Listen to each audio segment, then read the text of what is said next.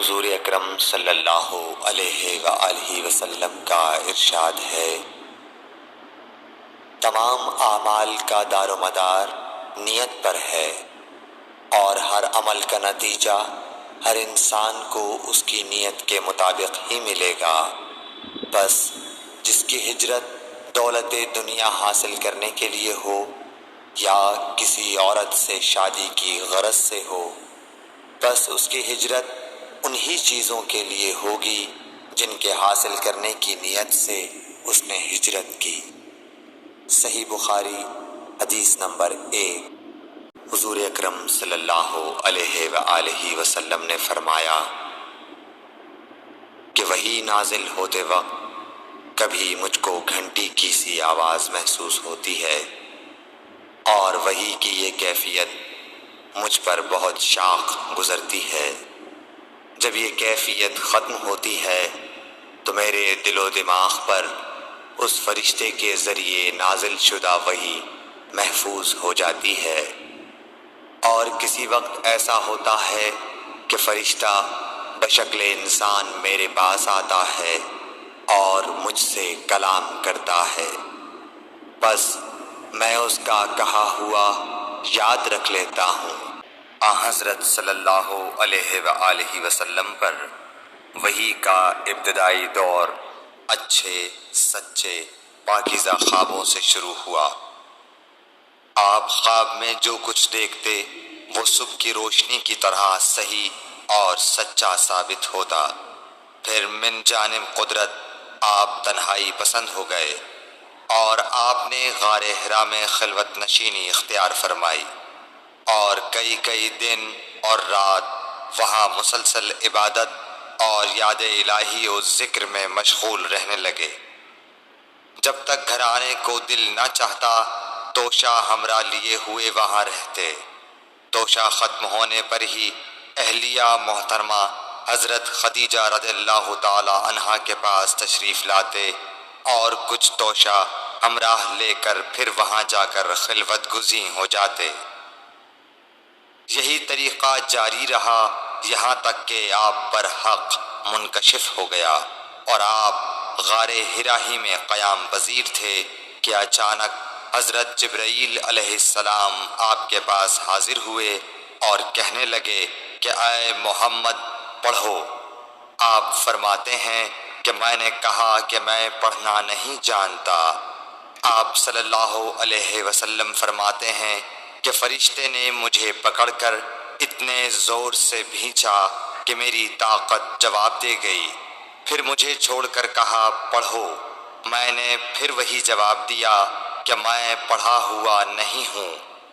اس فرشتے نے مجھ کو نہایت ہی زور سے بھینچا کہ مجھ کو سخت تکلیف محسوس ہوئی، پھر اس نے کہا کہ پڑھ۔ میں نے کہا میں پڑھا ہوا نہیں ہوں۔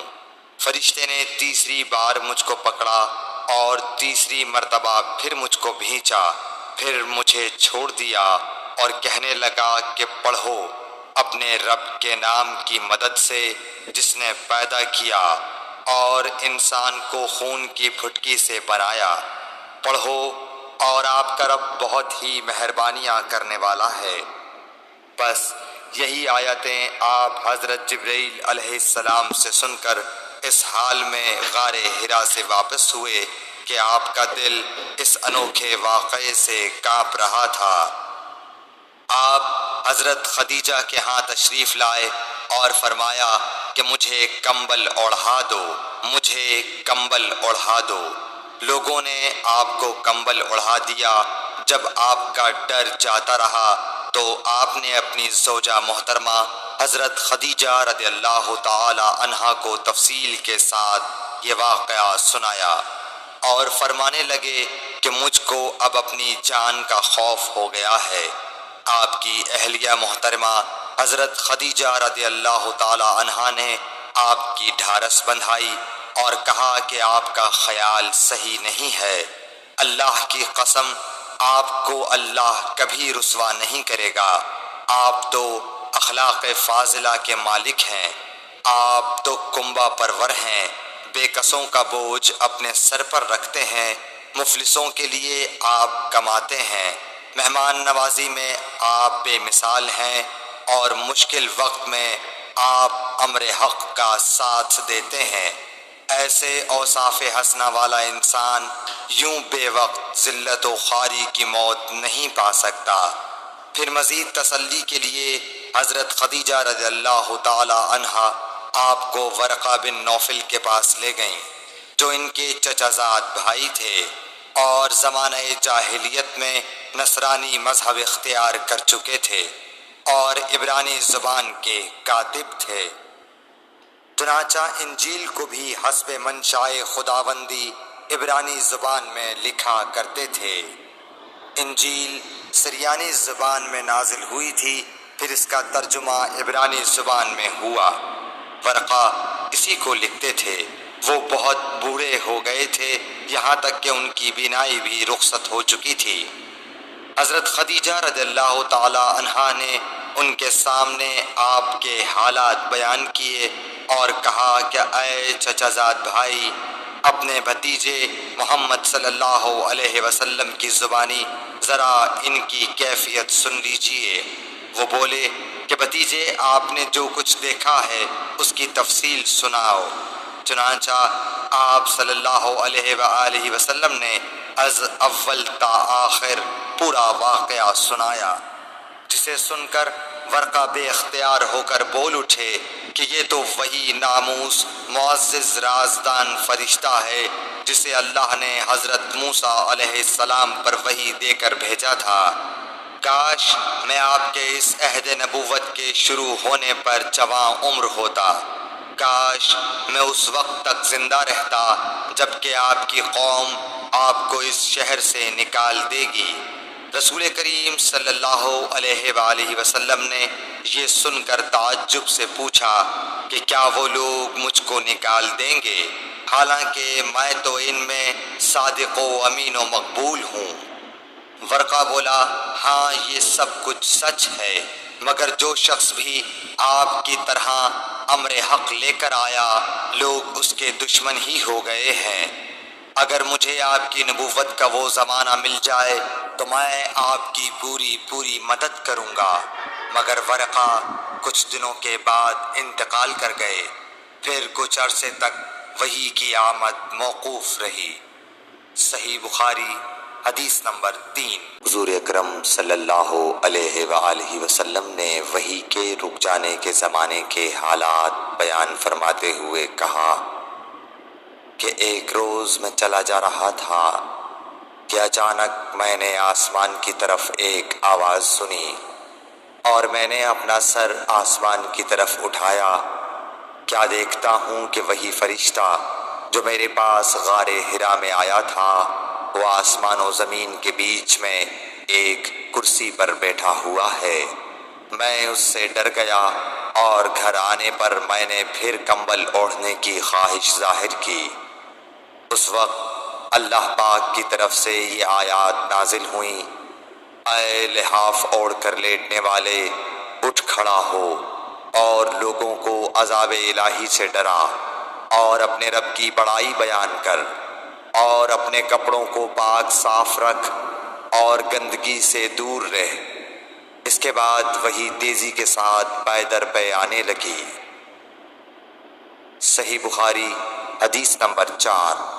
رسول اللہ صلی اللہ علیہ وآلہ وسلم نزول قرآن کے وقت بہت سختی محسوس فرمایا کرتے تھے، اور اس کی علامتوں میں سے ایک یہ تھی کہ یاد کرنے کے لیے آپ اپنے ہونٹوں کو ہلاتے تھے۔ ابن عباس رضی اللہ تعالیٰ عنہ نے کہا، میں اپنے ہونٹوں کو ہلاتا ہوں جس طرح آپ ہلاتے تھے۔ سعید کہتے ہیں، میں بھی اپنے ہونٹ ہلاتا ہوں جس طرح ابن عباس رضی اللہ تعالیٰ عنہ کو میں نے ہلاتے دیکھا۔ پھر انہوں نے اپنے ہونٹ ہلائے۔ ابن عباس رضی اللہ تعالیٰ عنہ نے کہا، پھر یہ آیت اتری کہ اے محمد، قرآن کو جلد جلد یاد کرنے کے لیے اپنی زبان نہ ہلاؤ، اس کا جمع کر دینا اور پڑھا دینا ہمارا ذمہ ہے۔ حضرت ابن عباس رضی اللہ تعالیٰ عنہ کہتے ہیں یعنی قرآن آپ صلی اللہ علیہ وآلہ وسلم کے دل میں جما دینا اور پڑھا دینا ہمارے ذمے ہے۔ پھر جب ہم پڑھ چکے تو اس پڑھے ہوئے کی اتباع کرو۔ ابن عباس رضی اللہ تعالی عنہ فرماتے ہیں اس کا مطلب یہ ہے آپ اس کو خاموشی کے ساتھ سنتے رہو، اس کے بعد مطلب سمجھا دینا ہمارے ذمے ہے، پھر یقیناً یہ ہماری ذمہ داری ہے کہ آپ اس کو پڑھو، یعنی اس کو محفوظ کر سکو۔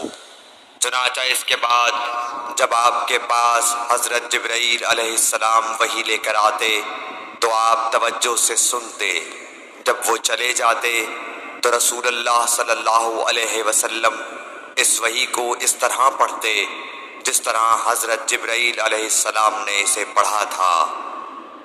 صحیح بخاری حدیث نمبر 5۔ رسول اللہ صلی اللہ علیہ وآلہ وسلم سب لوگوں سے زیادہ جواد، سخی تھے، اور رمضان میں دوسرے اوقات کے مقابلے میں جب جبرائیل علیہ السلام آپ صلی اللہ علیہ وآلہ وسلم سے ملتے بہت ہی زیادہ جود و کرم فرماتے۔ جبرائیل علیہ السلام رمضان کی ہر رات میں آپ صلی اللہ علیہ وآلہ وسلم سے ملاقات کرتے اور آپ کے ساتھ قرآن کا دورہ کرتے۔ غرض حضرت صلی اللہ علیہ وآلہ وسلم لوگوں کو بھلائی پہنچانے میں بارش لانے والی ہوا سے بھی زیادہ جود و کرم فرمایا کرتے تھے۔ اسلام کی بنیاد 5 چیزوں پر قائم کی گئی ہے۔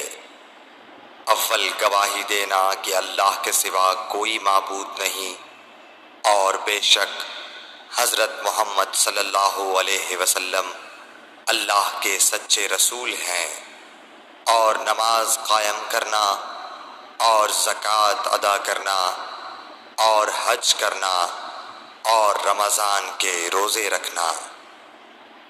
صحیح بخاری حدیث نمبر 8۔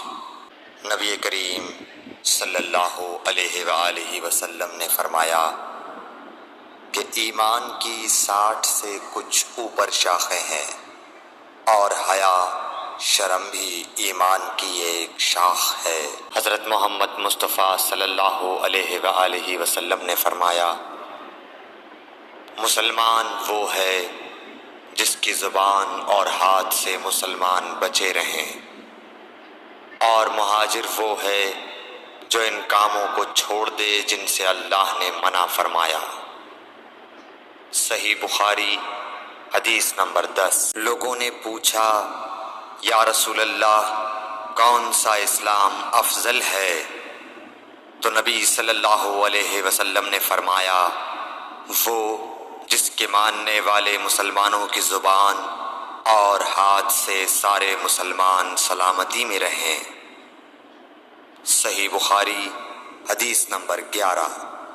ایک دن ایک آدمی نے حضرت صلی اللہ علیہ وسلم سے پوچھا کہ کون سا اسلام بہتر ہے؟ فرمایا یہ کہ تم کھانا کھلاؤ اور جس کو پہچانو اس کو بھی اور جس کو نہ پہچانو اس کو بھی، الغرض سب کو سلام کرو۔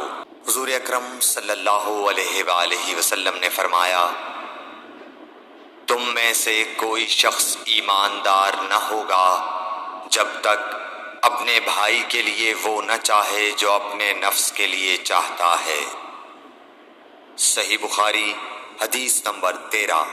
رسول کریم صلی اللہ علیہ وسلم نے فرمایا قسم ہے اس ذات کی جس کے ہاتھ میں میری جان ہے، تم میں سے کوئی بھی ایماندار نہ ہوگا جب تک میں اس کے والد اور اولاد سے بھی زیادہ اس کا محبوب نہ بن جاؤں۔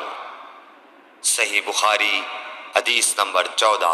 حضرت صلی اللہ علیہ وسلم نے فرمایا تم میں سے کوئی شخص ایماندار نہ ہوگا جب تک اس کے والد اور اس کی اولاد اور تمام لوگوں سے زیادہ اس کے دل میں میری محبت نہ ہو جائے۔ صحیح بخاری حدیث نمبر 15۔ نبی کریم صلی اللہ علیہ وآلہ وسلم نے فرمایا 3 خصلتیں ایسی ہیں کہ جس میں یہ پیدا ہو جائیں اس نے ایمان کی مٹھاس کو پا لیا۔ اول یہ کہ اللہ اور اس کا رسول اس کے نزدیک سب سے زیادہ محبوب بن جائیں۔ دوسرے یہ کہ وہ کسی انسان سے محض اللہ کی رضا کے لیے محبت رکھے۔ تیسرے یہ کہ وہ کفر میں واپس لوٹنے کو ایسا برا جانے جیسا کہ آگ میں ڈالے جانے کو برا جانتا ہے۔ صحیح بخاری حدیث نمبر 16۔ حضور اکرم صلی اللہ علیہ وآلہ وسلم نے فرمایا، انصار سے محبت رکھنا ایمان کی نشانی ہے اور انصار سے کینہ رکھنا نفاق کی نشانی ہے۔ صحیح بخاری حدیث نمبر 17۔ رسول اللہ صلی اللہ علیہ وسلم نے اس وقت جب آپ کے گرد صحابہ کی ایک جماعت بیٹھی ہوئی تھی فرمایا کہ مجھ سے بیعت کرو اس بات پر کہ اللہ کے ساتھ کسی کو شریک نہ کرو گے، چوری نہ کرو گے، زنا نہ کرو گے، اپنی اولاد کو قتل نہ کرو گے اور ناعمدن کسی پر کوئی ناحق بہتان باندھو گے اور کسی بھی اچھی بات میں اللہ کی نافرمانی نہ کرو گے۔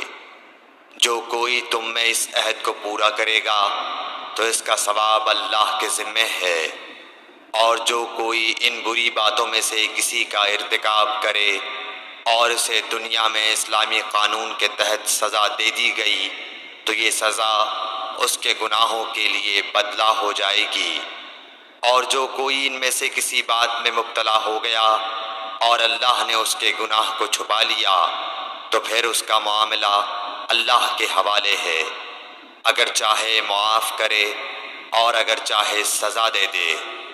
عبادہ کہتے ہیں کہ پھر ہم سب نے ان سب باتوں پر آپ صلی اللہ علیہ وسلم سے بیعت کر لی۔